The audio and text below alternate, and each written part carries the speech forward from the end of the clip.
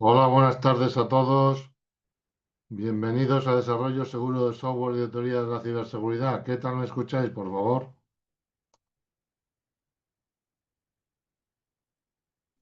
Muy bien, doctor, muy bien.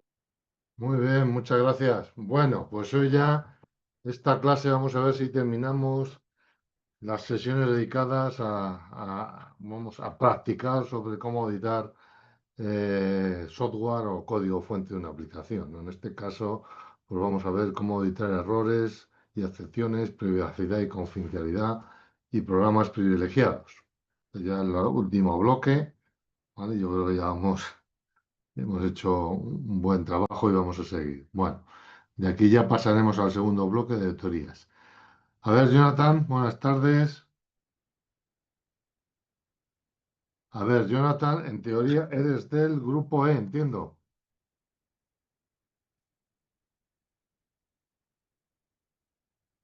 No estoy a punto.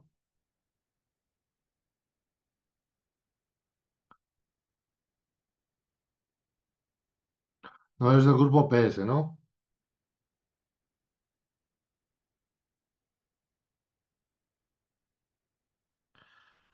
Pues lo reviso, porque no tengo. Bueno, no te preocupes por el grupo, ya lo busco yo. Lo reviso porque no tengo constancia. ¿Vale, Jonathan? Ok, lo reviso y te comento. ¿Vale? Hablaré con el profesor corrector, entiendo que es Cristina, en tu parte, y a ver qué ha pasado. ¿Vale, Jonathan? Venga. Bueno, aquí básicamente, como os decía, vamos a ver errores relativos a las excepciones. Básicamente, la mayoría de los errores relativos, valga la redundancia, con errores y excepciones, es que no se le hace ni caso. Sin ni al error, ni a la excepción, ni nada. Luego veremos temas de privacidad y confidencialidad, principalmente qué hacemos con las contraseñas de los usuarios, dónde las guardamos, cómo guardarlos, etcétera, ¿no? Y luego, por último, la parte de los privilegios.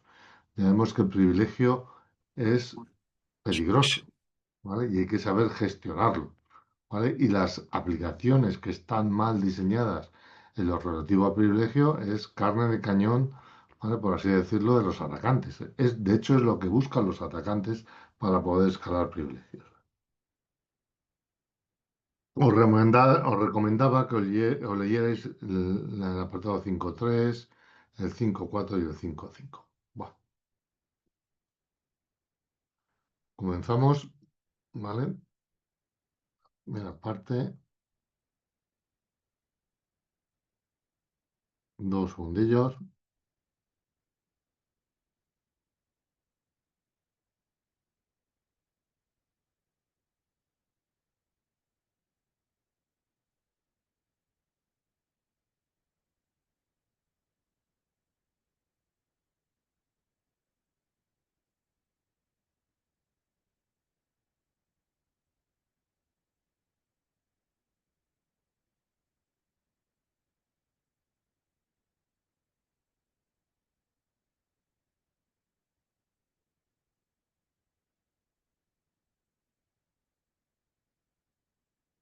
Bueno, lo dicho, vamos a empezar con los errores y excepciones, ¿no?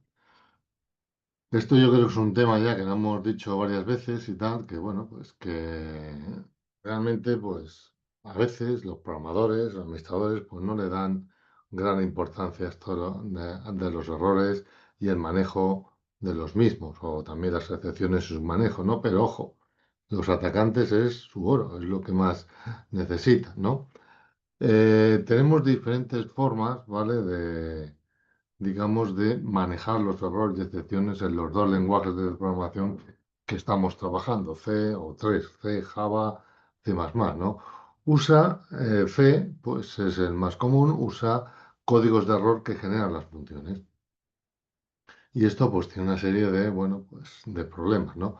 Primero, que no es fácil, o es muy fácil, perdón, al contrario, no hacer caso de los errores. ¿Sí? Si un programador no quiere comprobar el valor del retorno de una función, pues no lo comprueba y no pasa nada, ¿vale? Luego, pues conectar la información del error con el código que tiene que manejar el error, pues es más complejo en esta parte, con lo cual, digamos, esto hace que los programas sean más difíciles de leer y de mantener, ya que mezclamos la lógica de la aplicación con la lógica de manejar el error, ¿no? Y luego, pues, por otra parte, no hay ninguna convención universal, es decir, no hay ningún estándar de cómo comunicar la información de error. Sí que hay algunas, muchas funciones te dan un valor de -1, pero otras, pues, te dan otro tipo de valor, ¿vale? Y, por ejemplo, pues tenéis aquí este trozo de código que, bueno, que no es que esté mal, fijaros que incluso pues llama a la función get de forma correcta, ¿no?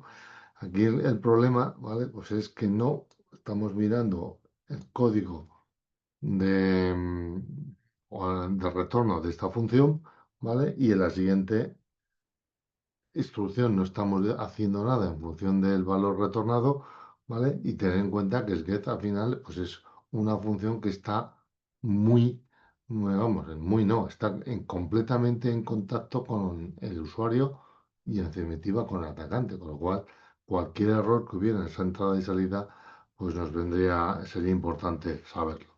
¿Entendido este error? ¿Lo habéis visto? ¿Se ha entendido bien? Sí, ¿no? Repito, aquí el error es que no se ha tenido en cuenta el código de error de la función get:et. ¿Ok? Otra parte en Java y C++ son las excepciones, ¿no? Las excepciones, pues son, bueno, pues en principio, pues un mecanismo más elegante, ¿vale? Que lo que es los códigos de error, porque nos permite la separación entre el código que sigue su camino esperado, el camino de la funcionalidad, ¿no? Y el código que maneja circunstancias anormales, ¿no? Dependiendo del tipo de programa o del tipo, sí, del lenguaje de programación mejor, pues es en algunos más fácil o no tener en cuenta esa excepción, ¿no? Las excepciones, en Java, hay parte de las excepciones que son lo que llaman check, comprobadas. ¿Qué significa excepciones comprobadas? Excepciones comprobadas significa que el programador, si no las comprueba, tiene que escribir código. Por lo cual, digo, de cara, lo que significa de cara a la utilidad de lo que estamos hablando, ¿no? Entonces, si tiene que escribir código, la va a comprobar. Sí que tiene otras de la runtime exception que son uncheck, ¿vale? Y demás más son todas sin comprobar, uncheck, con lo cual, si quiere o no, las comprueba o no. Eso ya depende del programador, ¿no? Con lo cual, si tiene tiempo, lo hará. Si no tiene tiempo, pues no lo hará. Eso es importante también que lo tengáis en claro, ¿no? Bueno, siempre que sea posible, en lo relativo a excepciones, pues capturar las excepciones en el nivel superior, no incluir sentencias return en el bloque finally. Este es un error que se comete muy, muy a menudo, ¿vale? Capturar solo lo que estemos preparados para manejar y no dejemos nunca las excepciones con el bloque cat vacío. Es decir, que esto que estoy haciendo aquí, ¿vale? Con este catch y lanzo la excepción, pues como veis no he dejado esto vacío. ¿Por qué? Pues si lo dejáis vacío, no os preocupéis que alguien por ahí os lo rellenará. Aquí tenéis otro trozo de código, es un código en Java, ¿vale? En la cual pues el código recorre un conjunto de usuarios leyendo en un fichero de datos privados. Es decir, como veis aquí, este es el by the write, donde 1024, aproximadamente un, a ver si lo veo, ¿vale? Donde se va guardando los datos de los ficheros privados de cada usuario. El programador en este caso se asume que siempre esos ficheros van a ser de un K y por lo tanto no hace caso al valor de retorno de la función read, ¿vale? Aquí cuando hacemos la función read, pues no hace ni caso, ¿vale? Porque este señor cree que siempre esto va a ser de un K, ¿vale? Con lo cual un atacante pues podría crear un archivo más pequeño, ¿vale? Y el programa, evidentemente, al hacer un archivo más pequeño, empezará a leer datos de otro usuario. Esto es lo que sería también una especie de read overflow, ¿no? Porque nos va a permitir leer datos de otro usuario. ¿Visto? ¿Entendido? Bueno, capturar todo lo que hagamos, como hacíamos antes, a nivel superior. Aquí tenemos el método doPost, que es un servlet de Java, ¿vale? En el cual si se produce un fallo en lo que es La consulta DNS, ¿vale? Visto, lanzará una excepción de host desconocido. ¿Visto? Además, dependiendo de las operaciones que realice, el método propietario, que es útil process host, visto, desde aquí, puede lanzar también otras excepciones. Debido a que estas excepciones no son capturadas, el código se basa implícitamente en la configuración del contenedor de servlet para evitar que los usuarios vean el rastro de las llamadas a pila, ¿no? ¿Cómo se soluciona? ¿Vale? Aquí lo suyo, pues fijaros aquí, como veis aquí es el mismo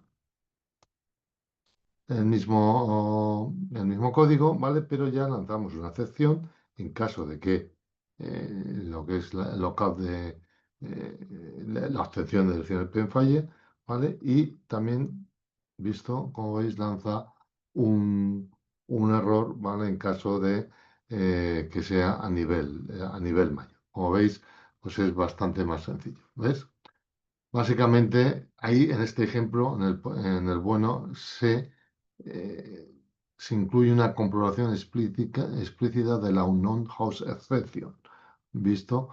Para que pueda registrar un mensaje de error específico, ¿vale? Que podría ser útil para montar un ataque, ¿ok? Bueno, aquí tenéis otro ejemplo, ¿vale? Que es la vanishing exception, ¿vale? Aquí, fijaros que tenemos la instrucción domagit, ¿vale? Que es esta de aquí,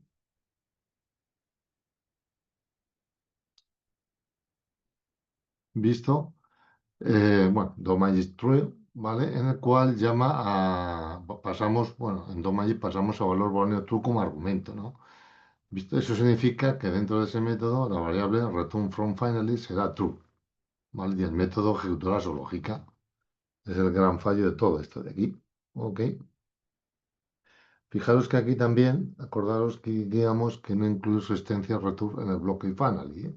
Es, ¿vale? Una cosa de los que hacía importante, ¿ok? Bueno, luego pues capturemos las excepciones que estemos preparados para asumir, ¿vale? El código del ejemplo es otro error que hubo en Tomcat, ¿vale? Y el método pues inicializa un generador de números aleatorios, ¿vale? Lo veis aquí, ¿ok? Que utilizará para crear un identificador de sesión. Claro, el código sigue una serie de pasos para crear y obtener un buen generador de números aleatorios. Claro, perfecto, sí. Pero claro, si se produce alguna excepción, ¿vale? Como pues un null pointer exception o class exception, el código maneja la excepción de una forma silenciosa, ¿vale? Bueno, pues a esa fuente de números aleatorios, ¿no? Que es la Java útil, con lo cual no se registra ningún mensaje de error y nadie se da cuenta, ¿vale? Del hecho en los identificadores. ¿Ok? Este es el gran problema que hay aquí. Como veis aquí, pues si hay aquí algún problemilla, pues no nos enteramos. Bueno, aquí tenéis otro ejemplo, ¿vale? Que es otro ejemplo que se llama dentro de este tipo de reset, que es el resource list, ¿no? Que es, bueno, pues este tipo de código, ¿vale? Perdón, de error se da cuando pues se da un mal manejo de los recursos, ¿no? Esto, por ejemplo, veríamos, acordaros del memory leak, ¿vale? Que lo vimos anteriormente, en el cual, ¿vale? Memory leak lo que nos permitía era, o lo que era que vamos dejando trozos de memoria sin desasignar, ¿vale? Y al final nos produce un ataque de buffer flow. Pues esto es parecido, ¿no? En este trozo de código, ¿vale? Pues acepta un nombre de archivo, ¿vale? Como veis aquí, ¿no? Aquí sale un nombre de archivo, ¿vale? Como parámetro y intenta abrir ese archivo ¿vale? Que corresponde a ese parámetro. Si falla, ¿vale? Pues realiza una suma de comprobación, ¿vale? Un checkrun de los datos de archivos y la excepción y la función lanza una excepción, ¿vale? Y lanza el handler o el manipulador ese archivo abierto, ¿no? ¿Cómo sería este mejor? Si fijáis la gran diferencia, ¿vale? Fijaros aquí, ¿no? Aquí en esta estaría, ok. el quid de la cuestión. ¿Vale? Aquí directamente se basa en un constructor y destructor de objetos, ¿no? Es la principal. ¿Ok? ¿Cuántos Ks? No, normalmente, José Ricardo, con uno sobra. ¿Vale? ¿Visto? No es ilimitado, pero con uno, lo suyo, para tener un buen estilo de programación, es que fuera solo uno. ¿Visto? ¿Ok? Resource list, ¿vale? Como veis aquí, pues este es lo que decía, pues no liberamos recursos como fichero, memoria y tal. Ya hemos visto uno de los ficheros, ¿vale? Aquí ahora tenemos la función getBlock, que es lo mismo, ¿vale? Recibe un entero tipo fd, ¿vale? Declara con malo una zona de memoria tamaño malo, con la punta buf, ¿vale? Y como veis aquí, pues lee ese tamaño y tal. Sí, ¿en este te refieres? No, en este no, sería en este. ¿En este te refieres?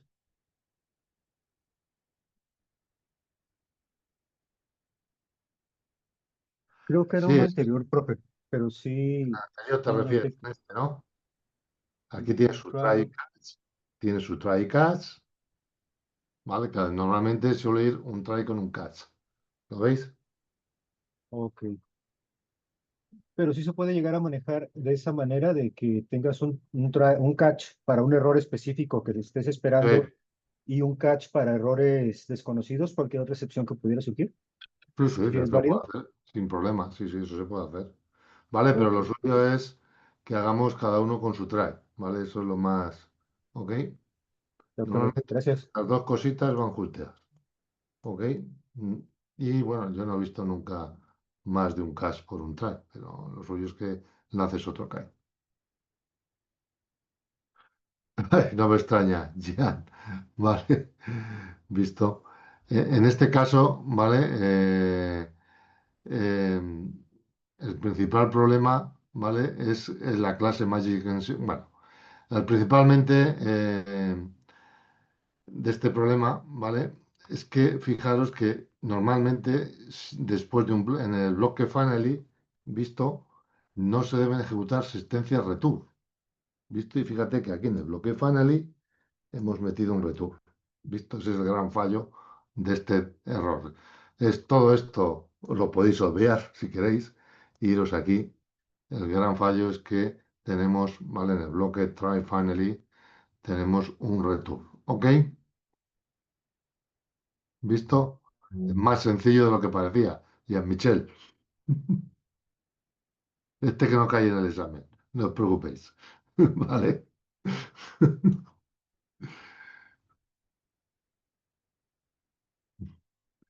No, hombre, no, no te preocupes, Jean-Michel.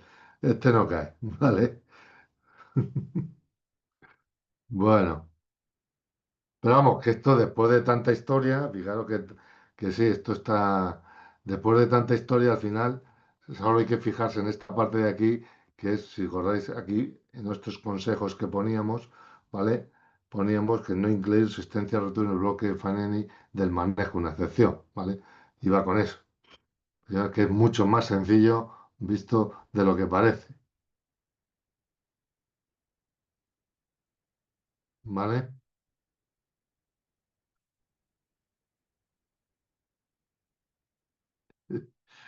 Me asusta el código. Muy bien. Bueno, ya ves cómo no es tanto, ¿no? Bueno, este, a ver, estábamos con este de aquí. Este al final, la función getBlock, el problema que hace es que no hace un freebar, ¿vale? Es muy parecido a eso que llamamos, es el mismo error, ¿vale? La verdad que me ha salido mal, ¿vale? Un freebar es el mismo error que vimos de memory leak en su día en buffer overflow, ¿vale? Lo que pasa es que también entra dentro de este, digamos, esta taxonomía de resource leak, vamos, dentro de esta taxonomía más amplia de no liberar recursos como memoria, ficheros, conexiones de red, ¿vale? Entra también ahí, ¿ok? ¿Entendido? No sé si me explica muy bien.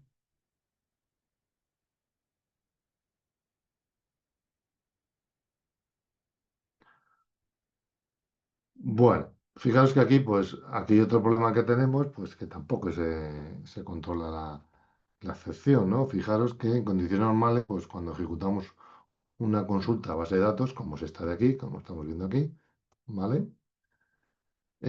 Procesa los datos, bueno, pues se procesa los datos devueltos por ella y se cierra el objeto. Pero claro, si se produce un error mientras se ejecuta la sentencia SQL o se producen, o cuando se procesan los resultados, el objeto del código no se cerrará. Además, esto ocurre con frecuencia, ¿vale? Con lo cual, fijaros, en este caso, tenemos aquí un cache para lanzar una excepción, pero no se le ha incluido, ¿vale? Ningún tipo de error en caso de que ese objeto pues, no se haya cerrado. Aquí tenéis el traceMT close y en caso de no, pues lanzaríamos una excepción. ¿Visto? El problema es que aquí no se ha visto, ¿vale? O no se ha tratado la excepción para el caso en el cual la consulta a la base de datos, ¿vale? Eh, pues no se hubiera cerrado de forma adecuada. ¿Ok? Sí, en ese caso, te refieres a este, sería agotamiento de memoria, ¿vale? También podría haber agotamiento de conexiones. Aquí en este caso es, ¿vale? Pues que en esa conexión a la base de datos, visto, pues hemos visto si ha habido algún tipo de excepción o no, ¿vale? ¿Ok? ¿Entendido este error?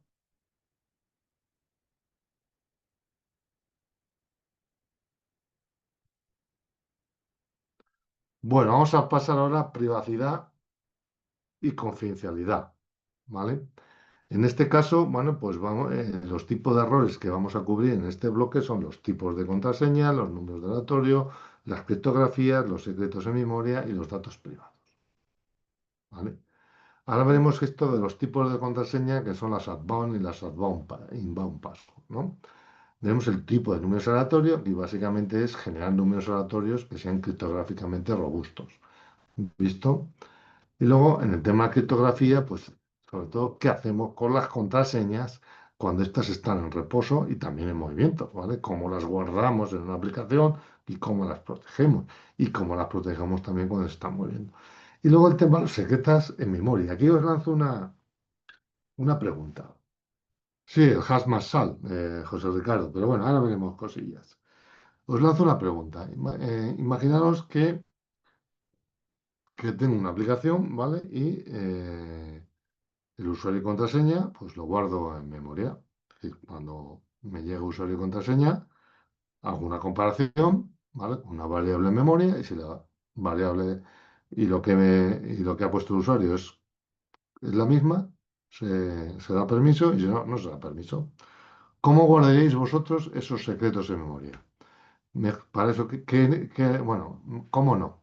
¿Qué lenguaje de programación queréis que es mejor para guardar esos secretos en memoria? ¿Java o C++? Venga, o sea, mete apuestas.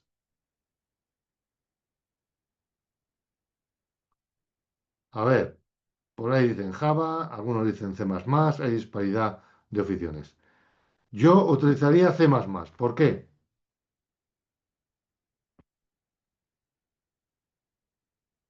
¿Queréis que yo utilizaría C++? Alguien que me diga.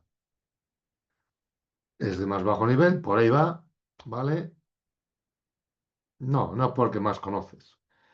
Fijaros cuando yo guardo un secreto en memoria, ¿vale? Imaginaros, bueno, pues esa contraseña, pues un atacante podría coger y pegarme un pantallazo azul y que esa memoria se, eh, cuando hay un pantallazo azul, lo que hace Windows es descargar una copia de la memoria en C-Windows. Con lo cual, en esa copia de la memoria va a estar mi contraseña, en claro, ¿vale? ¿Visto? Claro, si yo lo hago con C++, yo puedo coger, meter la contraseña en memoria y directamente con una función viceros lo puedo borrar y lo borra al instante. Claro, ¿qué pasa con Java? En Java me hace lo mismo, pero claro, yo le doy a la orden de Java de borrar esa variable en memoria, pero hay una cosita por ahí que le llaman el garbage collector, ¿no? Que lo conocéis, ¿no? que borra esa variable cuando a él le da la gana, no cuando tú se lo has dicho. ¿Visto? Con lo cual dejan copias en memoria y si no hacen ese tipo de ataque, pues estamos perdidos.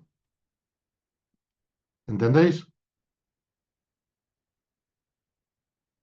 Sí que hay cosas que un lenguaje es mejor, otro peor, ¿vale? Y en función de eso, pues tenemos que tomar decisiones. ¿Visto? Para guardar secretos en memoria, yo utilizaría C++, ¿vale? Ese es mi consejo.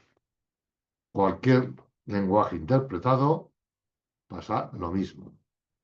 Y por último, los datos privados, ¿no? Los datos privados, ¿vale? Al final, pues están sujetos a una serie de consideraciones de seguridad, ¿no? Por lo menos tienen que mantenerse cifrados, ¿vale? Y su integridad, no se pueden dar a conocer a cualquiera, ¿no?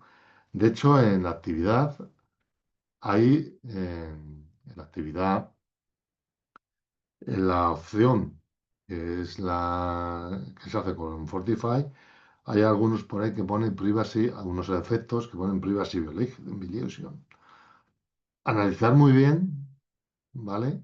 Si el dato que se imprime es privado, ¿no? Si no es privado, no es un error, ¿vale? Bueno, lo que os decía, tipos de contraseña, ¿vale? Hay dos tipos de contraseña.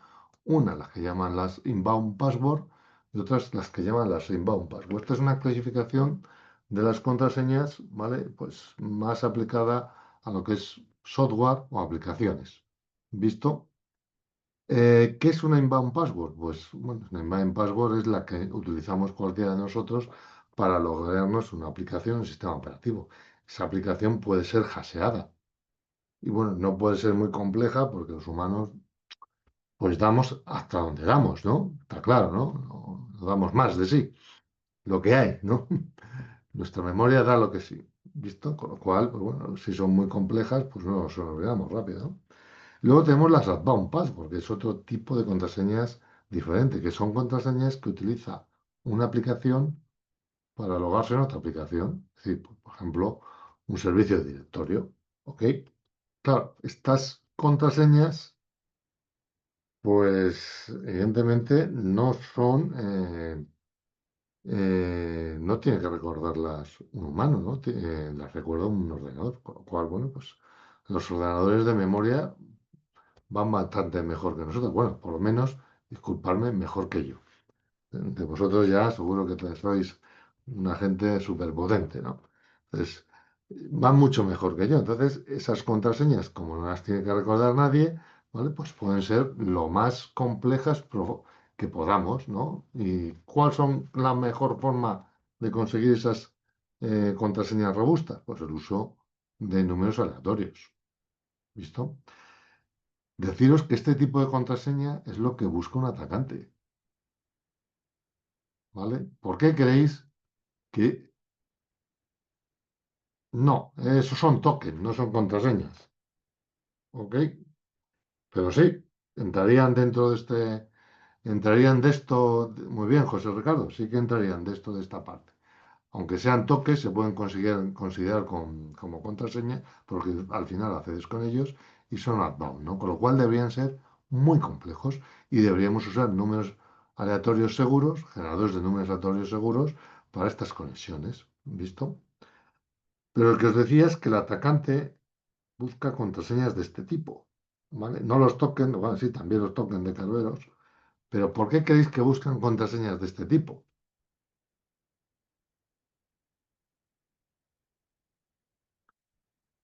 Porque estas contraseñas, como digo yo, no se quejan. Es decir, una contraseña de administrador, pues bueno, pues hay veces que he estado en incidentes que nos hemos dado cuenta que había una intrusión dentro porque a las 4 de la mañana le había saltado al administrador y se había logado en el sistema. Pues por eso te digo que no se quejan. Pero sin embargo, las outbound no trabajan en todo tiempo, con lo cual es un chollo. De hecho, en otro de los incidentes, ¿vale? Lo que gran consiguió el atacante es uno de estos tipos, una contraseña de esos tipos. Consiguió una contraseña del directorio y se podía logar en cualquier máquina de la aplicación sin que nadie se quejara. Ese es el gran chollo, ¿vale? ¿Visto? ¿Entendido? Con lo cual, exactamente, tienen más accesos, más aleatorios, no suelen seguir, a veces no suelen tantos patrones, con lo cual están mucho más enmascaradas. Para un atacante, el poder trabajar con la noche es fundamental, porque nadie le molesta, ni molesta a nadie, con lo cual va mucho más sigiloso. Con lo cual, para estas contraseñas, y cuando descubrí la contraseña que era, y tal, pues bueno, era una contraseña, ni os la cuento, vamos, casi mi hijo la pone más robusta.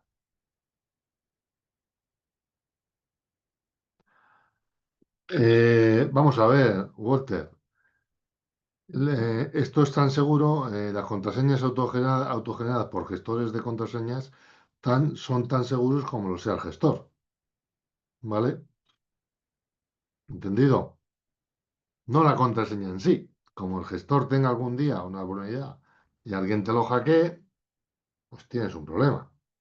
Creo yo, ¿no? Así que procura que sea bastante bueno.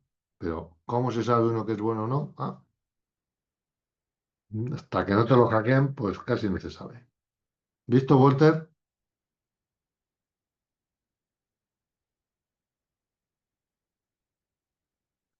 Además, un gestor de contraseñas es, vamos, un claro objetivo de ataque de cualquiera. Bueno, bueno, lo que os decía, para generar estos números aleatorios, que, que sean como, aparte de ser grandes, visto, tendríamos que utilizar una buena fuente de secreto, ¿no? Ahí los generadores del número aleatorio son los que llaman los PRNG, que son registros de desplazamiento con una semilla y parte de esas celdas de ese registro se realimentan y en función de eso pues sale una ristra de bits pseudo-aleatorios. Los estadísticos, el gran problema que tienen, aunque disponen de una distribución uniforme dentro de un rango, es que son muy fáciles de adivinar. Con solo dos veces la longitud del registro ya se puede adivinar la secuencia.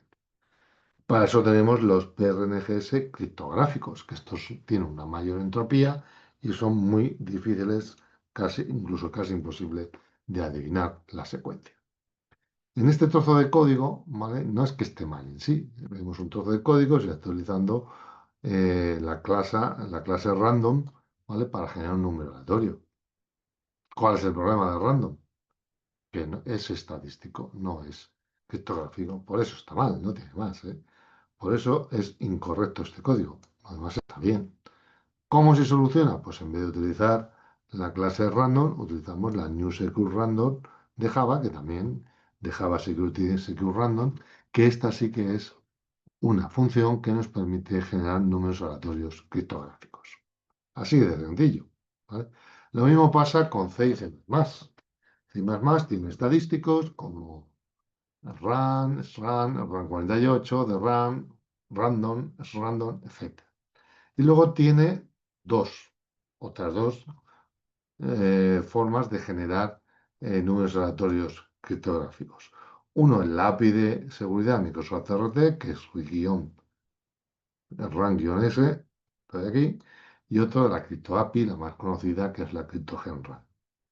Aquí este problema, fijaros, el problema es igual que el anterior. Hemos utilizado SRAM 48, visto que es estadístico, cuando tenemos que haber utilizado pues, una CryptoGen random en lugar de eso. ¿Ok? Veis que estos trozos de código, esos que en el examen, pues es súper sencillo, ¿no?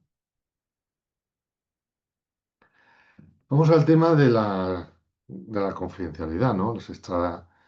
De lo que es básicamente un problema, uno de los grandes fuentes de fallos que hay en los códigos fuentes de las aplicaciones. Es, pues bueno, que hay gente, pues incluso llega a poner usuario y contraseña dentro del código de la aplicación. Aquí tenéis, por ejemplo, un trozo de código en Java donde básicamente pues, hacemos una conexión a una base de datos y fijaros que en la cadena de conexión hemos puesto el usuario y contraseña. Y esto va ahí. Sacar esto es sencillísimo, es un lenguaje interpretado que lo sacas rapidito. Bueno, pues de estos me he encontrado Pues unos cuantos. No es muy normal, pero me he encontrado unos errores, unos cuantos errores. Lo suyo, vale, es que cifráramos ese usuario y contraseña con algoritmos criptográficos robustos y las almacenáramos cifrados en un fichero de configuración. Dice, cuando es un usuario de servicio de la aplicación contra la base de datos, ¿qué tipo de manejo se debe? ¿El usuario de servicio, qué te refieres? ¿El usuario que utiliza el ordenador? ¿La aplicación?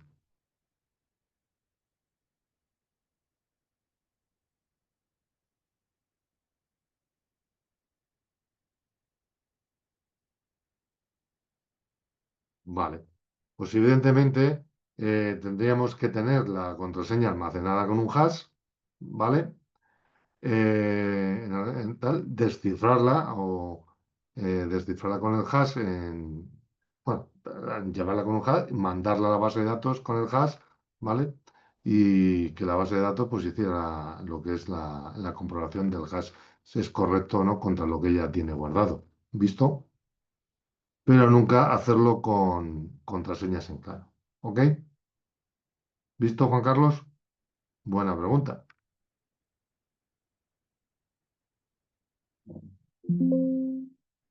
Y menos, ojo, y esto sí que me lo encuentro una semana así y otra también, es mucha gente que almacena, ¿vale? La usuario y contraseña en claro en el fichero de configuración. Ojo, eso me lo encuentro mucho.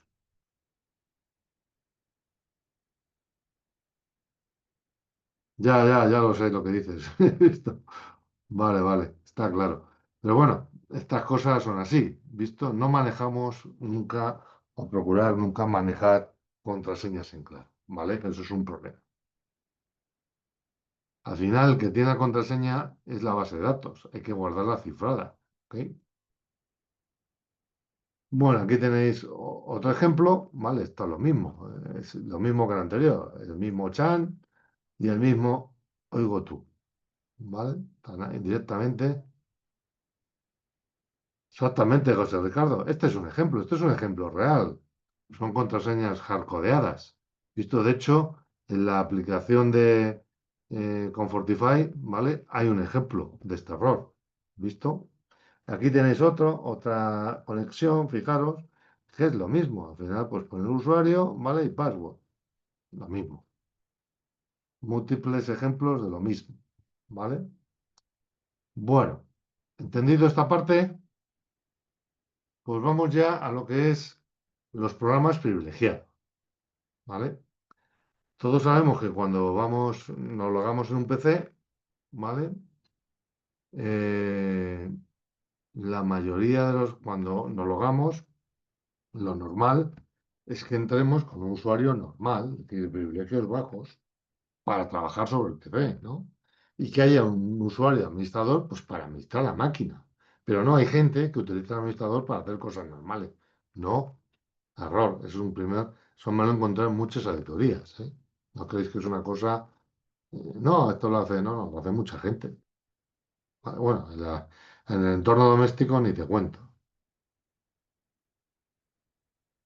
Pero bueno, en el entorno doméstico se le supone que no tienen tanto conocimiento, ¿vale? Pero en el entorno profesional me lo han contado muchas veces. De hecho, en un caso, una auditoría, el tío me dice que el ordenador le iba lento. Digo, bueno, pues lo reviso, no había nada raro. Digo, bueno, llevo siempre un pendrive de forense protegido contra escritura. Ya llevo 7, 8 motores de antivirus. Le pasé los 7, 8 motores, ¿vale? Arrancando con mi pendrive, no con la máquina, que pendrive lleva para poder arrancar la máquina y ejecutar los programas que llevo. Le saqué 30 y tantos virus, conocidos. Supongo que incluso tendría no conocidos. Lo que no entiendo es cómo le funcionaba. Claro, evidentemente, para no perder más el tiempo, le dije al administrador que lo formateara. Y evidentemente fue uno de los grandes hallazgos de la auditoría, un señor que va de administrador por la vida, ¿vale? Bueno, lo normal, como os decía, es que tengáis privilegios normales, con lo cual, en vuestro usuario, los programas se van a ejecutar con privilegios normales. Eso es lo normal. ¿Visto? Los nuevos virus, José Ricardo, no suelen ser destructivos. ¿A quién le interesa destruir hoy en día una máquina? A no ser que, bueno, que sea un ransomware que si no le pagas te la machaca. Los virus intentan pasar lo más desapercibido posible. Si te van a robar información, cuanto menos se enteren, mejor. Si te van a hacer operaciones de minero, cuanto menos te enteres, mejor. Más tiempo van a tener tu máquina. ¿Vale? Otro caso, ya te digo, especial son ransomware que si no le pagas, evidentemente te machacan. Pero no suelen ser destructivos hoy en día los virus. ¿Visto? No es lo normal, ¿vale? Porque no sacan nada de ello. ¿Visto? Bueno, entonces lo que os decía, los programas normalmente se ejecutan con esos privilegios heredados del usuario, en este caso bajos, ¿visto? Y luego hay una serie de programas que le llamamos privilegiados que para hacer algún tipo de operación necesitan esos privilegios. Sí, claro, José Ricardo, actualmente no afectan tanto al funcionamiento de la máquina, afectan a todo el robo de información que te puedan hacer, nada más y nada menos. Procura no guardar cosas del banco, del PC, ¿visto? Pues entonces puedes tener un problema grave. ¿Ok? ¿Qué regula? Pues la auditoría de código. Nosotros, Jeffrey, el único que podemos regular que no hay una puerta trasera en el código o auditar somos nosotros, no lo va a hacer nadie más, ¿eh? ¿Visto? Y de hecho, yo he visto, en auditorías las hemos visto, ¿vale? Así que poneros las pilas, ¿ok? Bueno, lo que os decía, pues un programa que quiere o que necesita privilegios adicionales para hacer una operación se llama programas privilegiados, ¿vale? ¿Qué pasa? Que si está bien escrito, esto pues un programa privilegiado concede al usuario una cantidad limitada de privilegios durante un tiempo. Cuando los ha usado, pues los devuelve. Si está escrito de forma incorrecta, pues se los da y se queda con ellos. Claro, ese es el que busca el atacante. Estos son lo que busca el atacante. ¿Por qué? En este tipo de ataques, ¿vale? Partimos de un axioma, importante que lo tengáis en cuenta. Es que el atacante ya está dentro. Esto es decir, el atacante, alguien ha pinchado por ahí en el link en un link, una URL, y ha conseguido entrar. Se ha descargado un remote address tool, como dice por aquí, no se lo ha dicho, bueno, pues Álvaro o José Ricardo, ¿vale?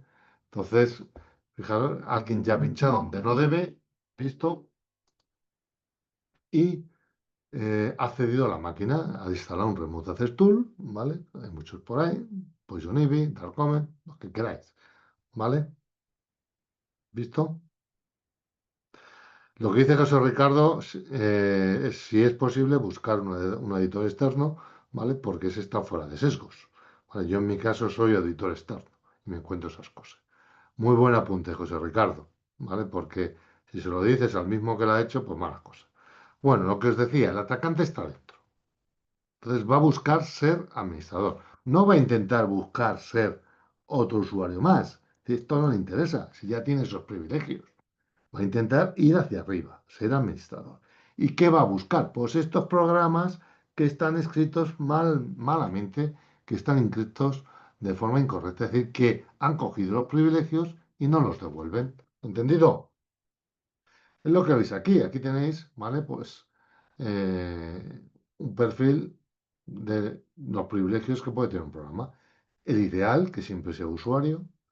El peor de casos, de todos, como init, que siempre es administrador. Apache, fijaros que Apache al principio coge privilegios y luego los devuelve. ¿Para qué hace esto?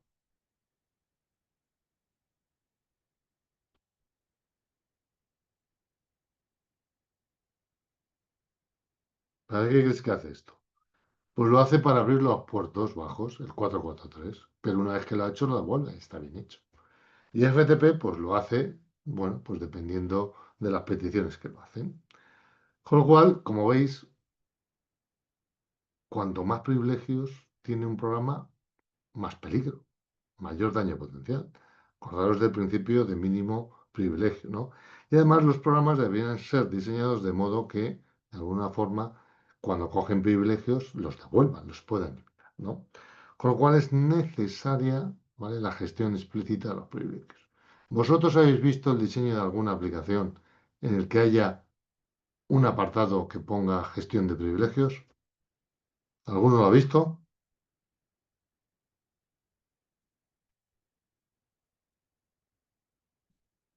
¿Alguno? No, no.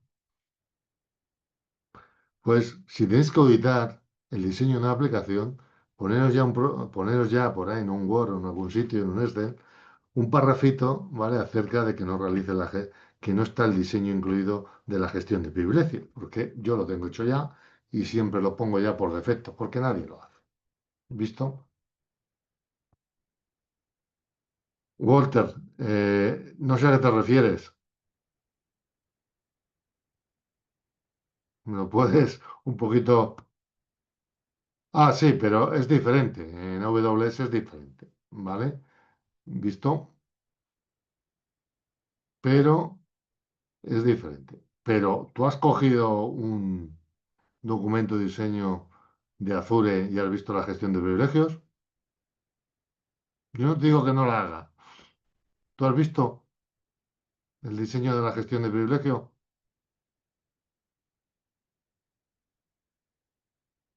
No, pues eso es lo que te digo. Si tú tuvieras que auditar ahora la gestión de privilegios de Azure, el diseño, en el diseño, ya tendrías tu primer párrafo. Sí, si vas a un directorio activo, te centraliza la gestión de entidades perfectamente y te ahorra muchos problemas. ¿Ok? Pero esa aplicación no pone como... Es que es diferente. Ahí estás hablando de entidades de personas principalmente, ¿no? Aquí te estoy hablando de un tiste programa, ¿vale? Que para acceder a una carpeta, pues de pronto eleva privilegios y se queda con ellos. ¿Entiendes? Es que es más sencillo que una gestión de identidades dentro de una organización. ¿Visto, Juan? ¿Entendido?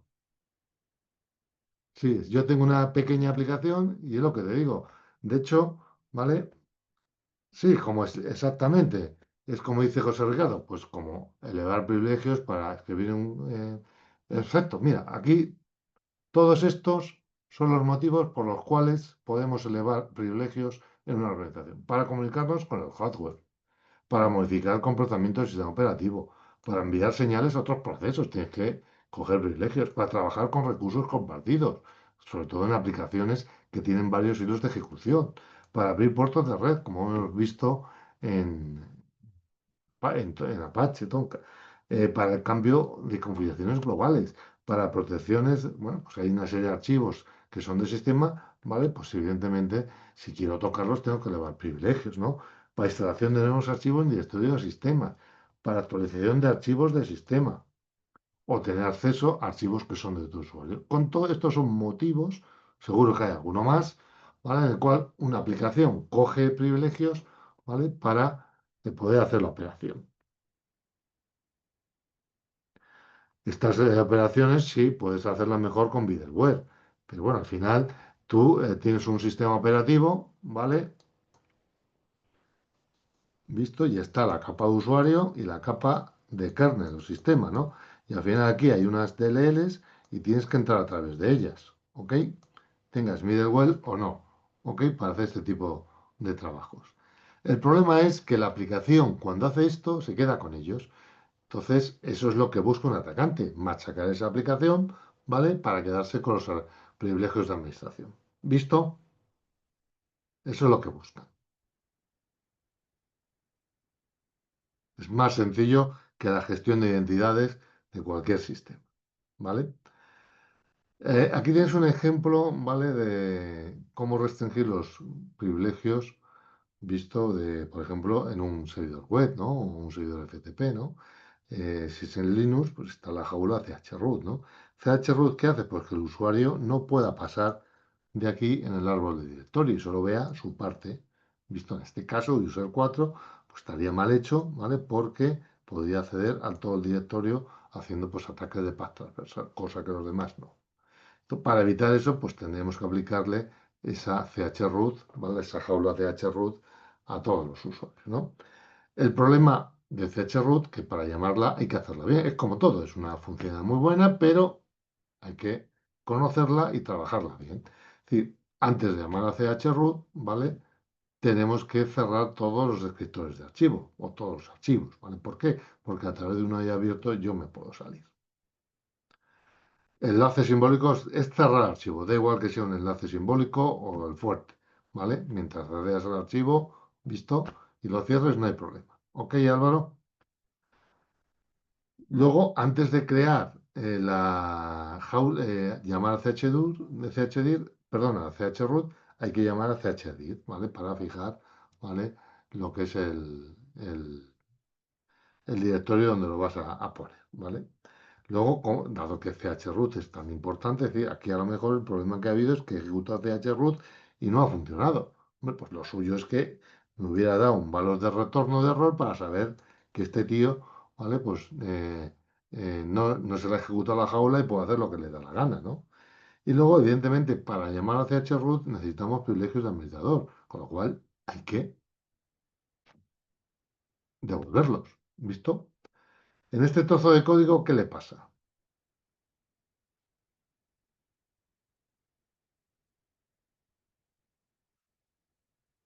Pues le pasa de todo, ¿vale? Le pasa que no ha tenido en cuenta ninguna de estas cuatro cosas, ¿vale? Ni ha cerrado los archivos, ni ha llamado a chdir, ni ha comprobado el retorno, ni ha devuelto los privilegios, ¿vale? Este mismo código, fijaros, lo primero que hace es cerrar los archivos, ¿vale? Segundo, llama a chroot y comprueba, aquí como veis, pues hay algún error. Perdón, llama a chroot y hace HDIR comprueba si hay errores. Fijaros que comprueba si hay errores. ¿Ok? Y luego, control privilege, ¿visto? Devolvemos los errores, perdón, los privilegios, con lo cual aquí, pues perfecto, todo va bien. ¿Visto? Y luego ya, pues haga lo que tenga que hacer, que eso ya casi me da igual. Bueno, al final, visto, pues vamos a atacar a un programa que es privilegiado. Eso es lo que va a hacer el atacante. Yo estoy dentro de la máquina, ¿vale? Soy el malote y quiero ser administrador. Y voy a buscar un programita que me desecho yo. Entonces, ¿qué puedo hacer para atacar un programa? Pues atacar, evidentemente, lo primero, el argumento de entrada. Puedo hacer fuzing, a ver qué pasa. O atacar el sistema de ficheros, se accede a ficheros. O se accede a abrir los entornos, pues también puedo hacer cosas ahí a ver si el programa pues me da, ¿visto? Esos privilegios de administrador. Y aquí tenéis los tipos de errores, ¿no? Pues tiny tiny ahora veremos, permiso archivo débiles, archivos temporales inseguros, inyección de comandos y mal usos de descriptores de archivo estándar. El atacante de TAC2 es muy sencillito. Aquí básicamente pues un programa va a acceder a un archivo y lo primero que hace es más bien, más que directamente copiar o leer o copiar en él o escribir en él, pues lo que hace es comprobar alguna propiedad primero por su nombre, pues ver si es de sobrelectura y tal, etcétera, ¿no? ¿Qué hace luego? Pues el atacante hace una primera. ¿Qué hace el atacante? Pues bueno, el atacante lo que hace es cambiar el archivo, es decir, coge un archivo bueno y lo cambia por uno malo y le pone el mismo nombre. Con lo cual, luego, más tarde, cuando el programa accede al archivo, accede al malo. Y ahí tenemos el problema. ¿Ok?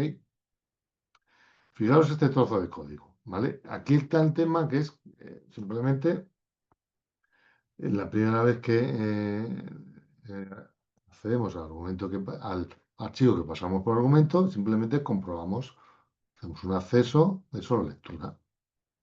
Yo en este punto, con un depurador, yo puedo parar el programa. ¿Sí?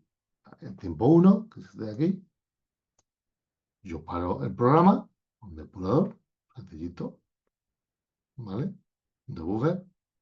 Y lo que hago ahora a este archivo, ¿vale? Pues le hago un unlink, tmp archivo, y le hago un enlace simbólico. El tmp archivo, en el tcsaldo, pasa a ser un tmp archivo. Con lo cual, la siguiente, cuando he hecho esto, pues le doy otra vez a correr, y cuando abre el archivo, ya no es el archivo que está en el directorio temporal, sino es el archivo este cesado, con lo cual lo puedo ver, bueno, en este caso lo imprime. ¿Visto? ¿Entendido? Lo mejor hubiera sido quitar esto, directamente abrirlo y acceder a él. ¿Ok? ¿Visto?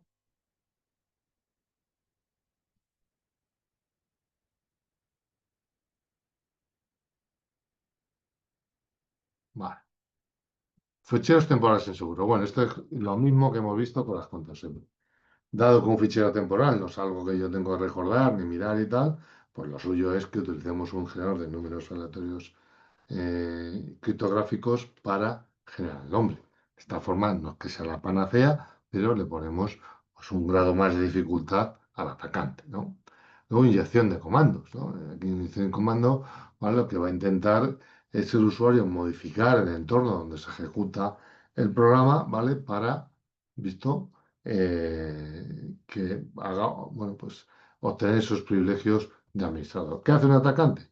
Pues lo primero que hace antes es ejecutar el entorno del programa, lo modifica y, por ejemplo, pues puede ser lo típico, pues que un programa pues ejecute un comando en un entorno ya modificado, ¿vale? ¿Visto? Y luego, pues ejecutando ese programa, pues le da privilegios al atacante, ¿no? Fijaros, este es el código. Quizás le tenía que haber puesto, la verdad es que no lo he puesto. Este también está así, no le he puesto el símbolo de prohibido, ¿no? Entonces la autoridad, no sé si alguno la conoce, que es el Change Password de CGI Web. ¿Alguno lo conoce? Es una autoridad que permite cambiar contraseña. ¿Visto? Fijaros que aquí lo que hace en este directorio, en el barra IP, ¿visto? Lo que hace es compilar el programa para cambiar la contraseña. Así de sencillo, ¿no? ¿Ok?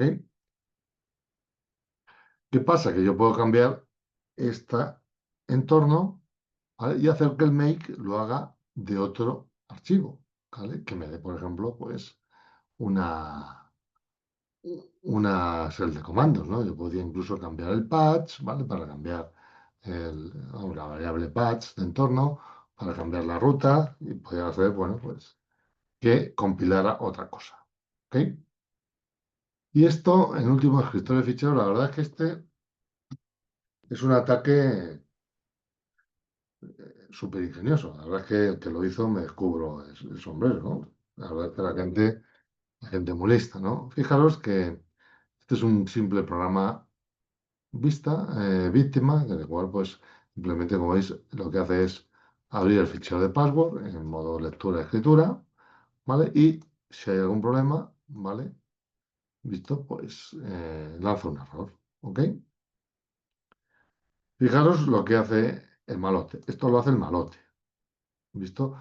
Recordar que en Linux, ¿vale? Cuando yo levanto cualquier proceso, se le asigna el identificador 0 a la pantalla, el 1 al teclado y el 2 al de errores.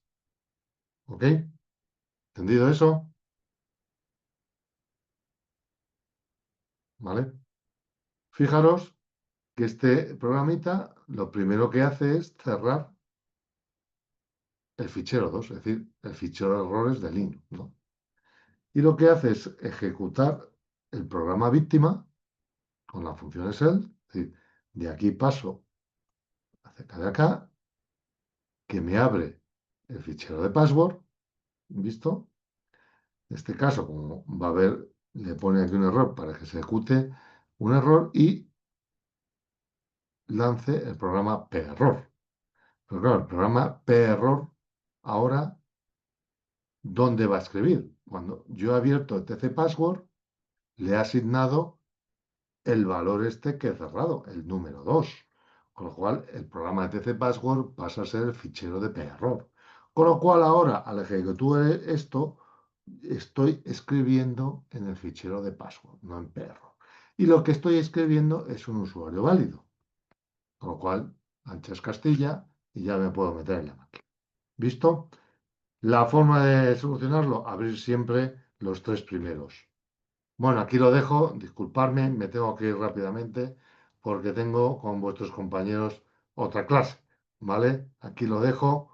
Y si tenéis alguna duda, por favor, hacérmela llegar o en el foro, ¿vale? O el próximo día, ¿vale? Disculparme porque no, la verdad que me he ido un poquito. Gracias por vosotros.